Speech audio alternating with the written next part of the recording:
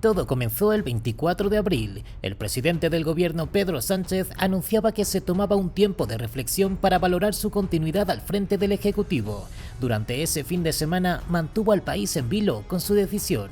Pocos días después sabíamos que no se trataba de un puente de descanso, sino de una estrategia política.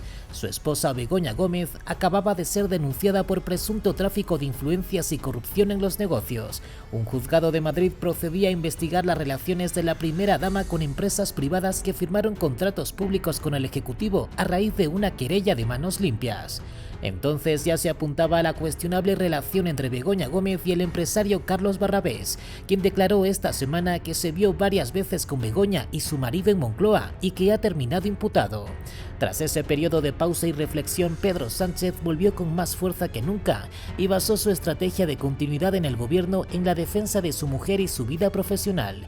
Ese episodio tuvo una gran repercusión nacional e internacional y afectó a la imagen de España. Los diarios de media Europa se hacían eco de la presunta corrupción de Begoña Gómez y del amago de dimisión de su marido.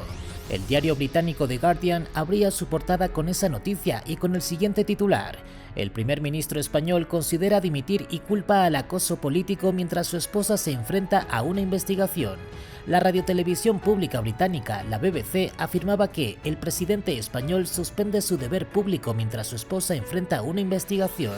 En Estados Unidos, el diario de referencia político tildaba la carta de Sánchez como explosiva y Financial Times recogía que consideraba dimitir por la investigación por corrupción que afronta su mujer.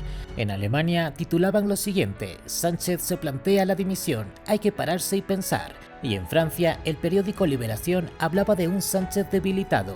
Los titulares internacionales no paran ahí.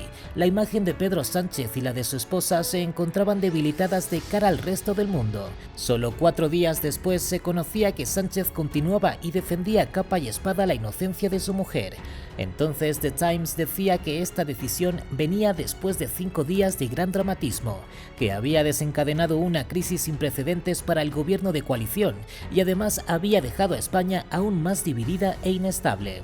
En Estados Unidos, el Financial Times reprochaba a Sánchez que siguiese como presidente después de que abandonara sus funciones públicas durante 5 días para decidir si todavía quería el puesto.